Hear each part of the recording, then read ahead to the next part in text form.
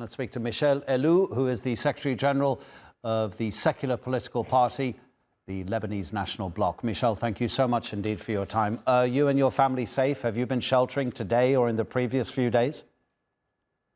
We're safe. We're safe. I live right next to the southern suburb of Beirut, which has been intensively shelled over the last week. But fortunately enough, I'm far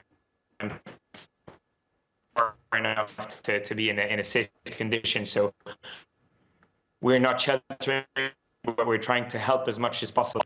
There's 1 million displaced people. There's 1 million internally displaced people in Lebanon, people that have lost their house, entire villages that are being shelled in the Bekaa Valley on the eastern side of Lebanon, and in Beirut, in the southern suburb in Beirut, and even other areas. So the situation is quite dramatic.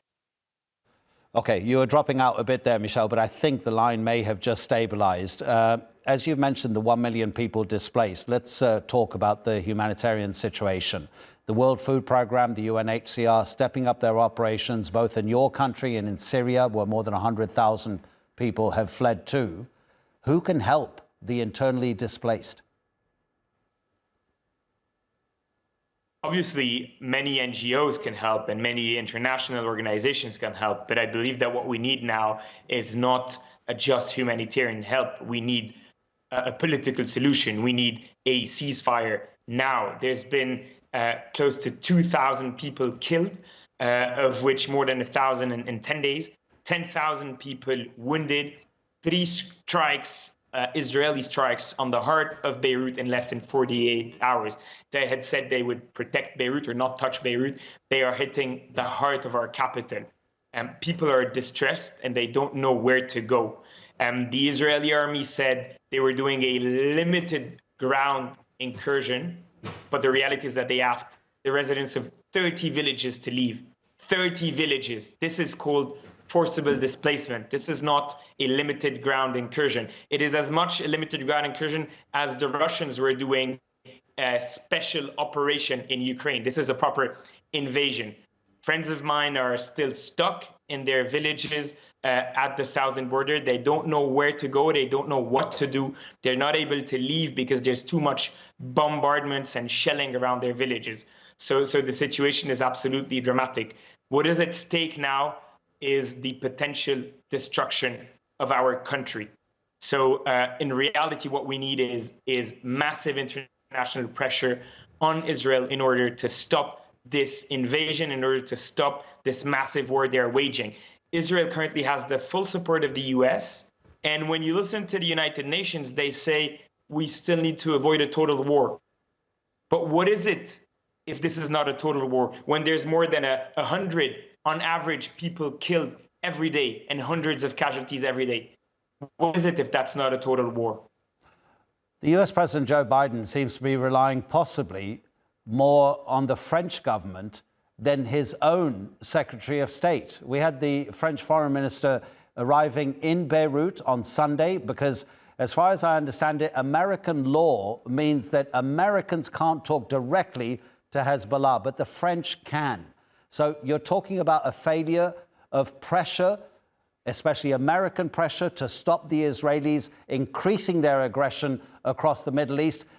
But that doesn't seem to be particularly likely, Michel. Joe Biden and Antony Blinken have almost achieved nothing since October the 7th. But that's in their hands. And let me, set the record straight. The matter now is not talking to Hezbollah, because in any case, it's extremely hard to reach Hezbollah because of the current situation they're in. Although there should be pressure on Hezbollah in order to cease fire as well. And we are asking also, however, the massive pressure that should be put is on the Israeli side, and this should definitely come from the Americans. What the French minister said, ask for the election of a president in order to give some political momentum and have internal accord, have an internal national unity front of all political forces that would ask Hezbollah to stop the fighting. I think this is very important. However, it's not enough. We also need massive pressure on the Israelis so that they stop the bombing and the invasion. And this is in the hands of the Americans. They can absolutely do it. What they just need to do is to stop funding massively the Israeli army, stop pushing the Israelis in the same direction. Until now, we haven't even heard from them asks or demands for a ceasefire. They've been supporting what the Israeli army is doing, so they can definitely do much more in that direction. The impunity is scandalous in my mind. Okay, the line's dropping out again, Michel. We'll try one more question, okay, because this could be a very critical one as well. If the Israeli aggression in your country expands, or even if it remains at the level that it is, what's the likelihood that the Lebanese army is going to get involved, and how dangerous would that be? I think it's a very tricky situation in a sense that the Lebanese army is absolutely not ready for that. The Lebanese army has been quite weakened over the years, specifically by the presence of Hezbollah as a militia who grew and who basically took many prerogatives that were supposed to be the Lebanese army's prerogatives. And at the same time, it's not the Lebanese army that started this war. It's Hezbollah and Israel that have been, on a tit-for-tat fighting since October 8th. So it's extremely hard to say, okay, Hezbollah and the Israeli army have started the war, and now the country is close to being destroyed, and there's a nuclear army in front of us, which is Israel, massively armed with F-35s and with bunker buster bombs and with $13 billion of U.S. funding and support, and we have to face them with our modest Lebanese army. So it's extremely difficult. If the Lebanese army put themselves in front of the Israeli army, what risks of happening is that the Israeli basically would come and destroy completely not just our villages and our country as they're doing, but also the state institutions. So this would be extremely dangerous, and this could lead to a complete destruction of our country, of our state, of our institutions. So I think it's very dangerous, and it cannot happen, basically. Michel, thank you so much indeed for your time. Stay safe to you and your family. Thank you.